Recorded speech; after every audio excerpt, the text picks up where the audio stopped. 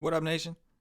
Welcome to another edition of the WiseTake NBA DFS Early Look CK013 here. You can find me on Twitter at CK_013. And I, of course, am from the WiseTake Nation, which you can find on all the social media platforms listed below or directly at WiseTake.com if you're looking to take your DFS game to the next level.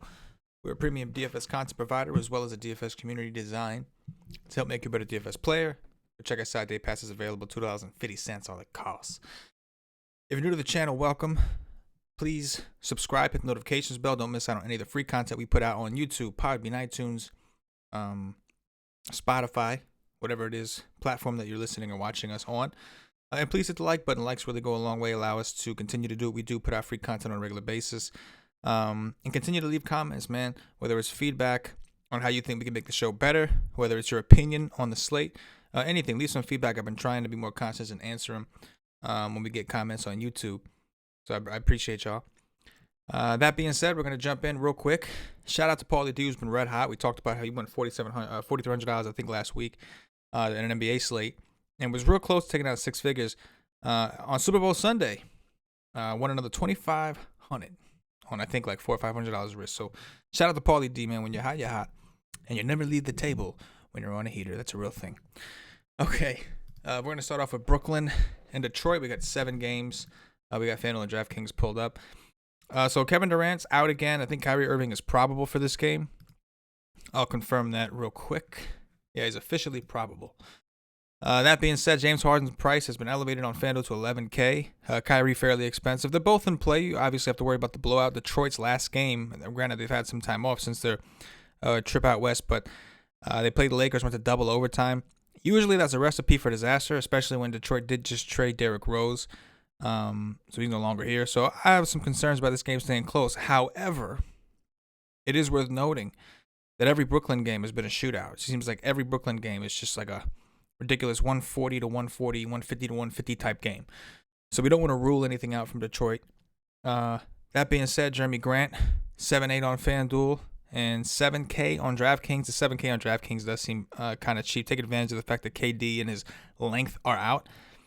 DeLon Wright is currently questionable with ankle injury. We mentioned that Derrick Rose is not there anymore. So if DeLon Wright were to miss, it'd be interesting to see who plays point guard, being that Killian Hayes is also still out. They do have Dennis Smith Jr. We're not sure if he's available. I think Frank Jackson, as far as I know, isn't going to play. Looks like due to COVID-19 protocols, Dennis Smith Jr. is questionable. So a couple things to keep an eye on. DSJ, again, was traded for Derrick Rose. Keep an eye on DeLon Wright's status. If he's in, I think he plays pretty big minutes, assuming that he's healthy enough. Plumlee's okay. Josh Jackson, the price has come up. He's 5-5 now on FanDuel, and he had a phenomenal game, coming off a phenomenal performance. But the price is now elevated a little bit. I think he might have gotten up for LeBron. I don't know. Blake the Snake only 5-3 on FanDuel and 5K on DraftKings. It's crazy that that's what he's become, but that really is what he's become.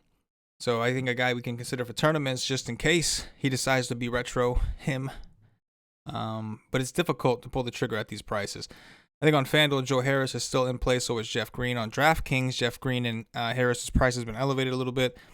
Probably still okay with Jeff Green, at least a little. But Joe Harris, 6'2", is a stretch. He will be low owned at that price. But again, a marquee situation to keep it. You have like your first decision of the day. It is, of course, the first and only game at 7. But you're going to have to make that decision with Brooklyn because it's been shootout city. But I think the Brooklyn side should carry a lot of ownership. Harden, Kyrie, I think will carry a lot of ownership. Knicks and Heat, little rematch action. So this is a what the hell? I got it sorted. There we go. This is a really good spot for Bam Adebayo. Now he's 8-8 on FanDuel. Just played 38 minutes and smashed. The Knicks have been terrible against centers. Bam is 8-7 on DraftKings. He did just go off against these guys. We often see when teams play back-to-back like this, the stats look a little bit different for the players. But I have to say, it looks like another phenomenal spot. Randall was also played really well. Shot over 50% from the field. 13 boards, was 3 assists away from a triple-double. So I think those two are obviously in play. Jimmy Buckets on FanDuel's 8-7. It's a little expensive, but the price fits how he's played. And on DraftKings, he's 8-3, so he's a little bit more within reach. He's just been solid. 44.5, 3 straight games, DraftKings points, that is. And then a 50 before that against Charlotte. So Butler definitely in play. We'll check the status of, Goran Dragic is out. So Kendrick Nunn, only 5'6", got 31 minutes. Against Washington, did a little bit better, obviously, than he did against the Knicks. The Knicks are a decent defensive team. They become that. The one position they struggle with is the center position, which is why I like Bam once again. RJ Barrett, only 19 minutes against Miami last time out. Not exactly sure. It could have been because of the back-to-back, maybe. Maybe they're trying to pump the brakes on him a little bit. But 6K on both sites is kind of interesting because he does have that 36 to 40 point upside in the right situation. We'll check the status on Derrick Rose. I'm curious to see how he fits in here. They've got Emmanuel quickly on the bench. They've got Elf. DSJ wasn't even playing, so they got rid of a guy that wasn't even playing. So I am definitely curious to see what they do and how Derrick Rose ties into this and what it does to the rest of the minutes. We'll see if he even plays. It's going to affect Alec Burks. It's going to affect Reggie Bullock. It's going to affect Alfred Payton and maybe even probably, of course, Emmanuel Quickly. So we'll see how that goes. Mitchell Robinson just continues to kind of disappoint. It's funny. Last year he showed so much upside. This year he very seldom does. And that's why his price is so low.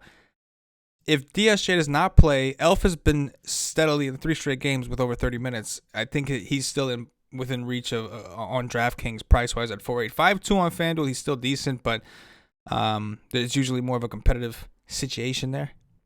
I do like Burks' price on FanDuel at 4.4. Didn't quite get it done, but 27, 28 minutes last 2 games, and that was a back-to-back. So some things to consider here. Moving on to Houston and New Orleans. It's a back-to-back for Houston. We already know that Christian Wood is out. We already know that Oladipo is expected to rest and John Wall is expected to play. Phenomenal spot for John Wall. The price has come up a little bit on FanDuel. 7.3 is still too cheap on DraftKings. And point guards have been roasting New Orleans. So I do like this spot for John Wall, who played 32 minutes in his last game, which is certainly promising. So with no Oladipo, no Christian Wood, I do like John Wall. The question is what to do with Boogie. Boogie is still 6K. It's a revenge spot technically. I don't think it's as much as like it would have been when he first left Sacramento, playing Sacramento, but it is one. We'll see how Boogie does tonight. It's a back-to-back, so I'm curious to see what they do. Boogie was one of the players that they were somewhat limiting, so I'm curious to see how many minutes he actually plays. Eric Gordon also sat out for rest. We'll see what his situation is. The matchup for Boogie is not necessarily like great, at least down low. Adams is a big dude, right? But obviously at 6K on FanDuel, he's still very cheap. And even at 7.4 on DraftKings, those are going to be your first 2 guys that you're going to assess when coming here on the slate. But 6K on FanDuel is hard to argue against, especially in a cash game scenario. The rest, for value, it's the same guys. Taking shots on guys like Tate, House, Nwaba. You're taking shots on this. Sterling Brown is 3,200 this time. I'm not sure why that was. But yeah, he's extremely cheap. As far as New Orleans goes, I'm interested in Brandon Ingram, but the price has really come up. I think Zion is probably one of the more appealing plays at his price is 8.4 and 8.2 on the respective sites. I'm okay with Lonzo Ball. He's 7K on FanDuel. That's a little bit of a stretch. 6.3 on DraftKings, still within that tournament reach, I think. But definitely a game that I want to investigate closer. I'm curious on what the ownership is going to look like on Wall and on Boogie. But I can tell you that those are the first 2 standouts once again on both sites, but especially Boogie on FanDuel and Wall on DraftKings. Golden State, San Antonio are playing again. Obviously, Steph Curry's price is up there, rightfully so. DeRozan's price has finally crept up. Draymond's price is elevated. DeJounte Murray's price hasn't really moved. I think that him and Oubre and Wiggins all make sense in tournaments in that mid-range, that mid-tier. We'll check the status on LaMarcus Aldridge, who's been terrible this year, but he hasn't played in a couple games. I think 3 straight games. Looks like he's a game-time decision, so we'll find out if he plays on the back-to-back. If he does, he is still cheap on both sides, 5.3. And this is a team, again, that struggles against bigs, right? They have no center right now. So that's going to be something to consider. Rudy Gay's price has come up. It was a little bit low, I thought, but it's come up a little bit. Still cheap. He's still cheap. Still meat on the bone. And we know Derek White's posting is expected to sit out. So that's going to open up more minutes for more and more people. White's not going to play in the back-to-back, Derek White. So he started today. Lonnie Walker, I think, is expected to play. So he'll kind of step into that role. Lonnie Walker is 3,500. With no White, I think that's a pretty decent value play. Since White's been back, his minutes have taken a hit.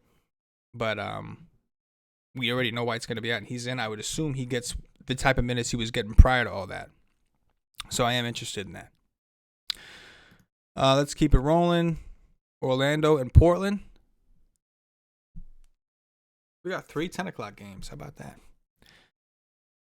So obviously, I think Dame Dollar is expected to play. He's not on the injury report, so we'll have to see if he's on any kind of minute restriction. They said he was going to be on a minute limit, but he played 38 minutes against the Knicks. So I guess so much for that. At 9-8, I'm definitely interested. 10K on DraftKings, still interested. I'm glad to see they raised Vucevic's price a little bit up to 8-9. He's just been on Smash City. And think about it, no Fournier, no Gordon. He's got we know they lost Markelle Fultz. He's got the entire usage for the starters. And Enes Kanter is going to struggle to guard him. Kanter not good on the perimeter whatsoever. So I do like Vooch. I do like Dame, who are the 2 most expensive players that are actually playing on the 2 sites. What else we got here? Terrence Ross is 5K. Did he finally have a decent game? No, not really. He's just I can't believe how bad he's been. He was just a guy when there was an injury. He's kind of automatic, but it's not been the case. It really hasn't. Price-wise, it's hard to get behind too many of these people. I guess Rodney Hood at 4,500 on FanDuel. We can consider he's playing big minutes. He's got a really low floor. He's a guy we look to play when a usage monster like Dame is out. Derrick Jones Jr. is pretty cheap on DraftKings. Only got 18 minutes though, so they seem a little deeper, right? A little bit deeper than we're comfortable with, but he is very cheap on both sites. And I think Nasir Little was ruled out. But it's the Dame and Vooch, right? Like those are the main 2. We can just kind of move on from there. Philly Sacramento. Mr. Embiid finds himself in a smash spot once again, and he's been playing just phenomenally. He's been awesome, right? So assuming this game can be competitive in a pace-up matchup, I do like Joel Embiid as a potential spend-up on both sides. He's 10-5 on DraftKings, 10-6 on FanDuel. I'm good with that. De'Aaron Fox has played extremely well also. Let's see what he did recently. Yeah, 53 against the Clippers. He's been awesome. Price is elevated. I'm not used to paying those kind of prices, but he's earned it. His usage rate has kind of matched what we've seen. So I'm cool with him in tournaments.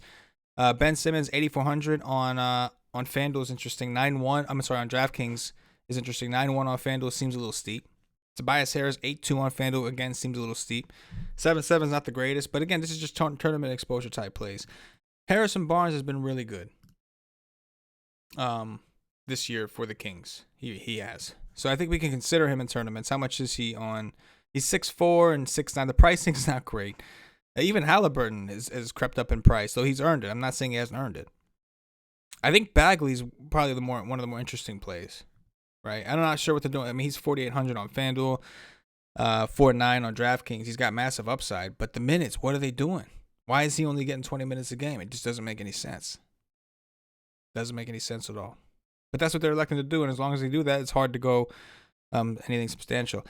There is the Whiteside narrative. If you think Rayshawn Holmes gets into any kind of foul trouble, could sneak some Whiteside exposure. He's not that cheap anymore, but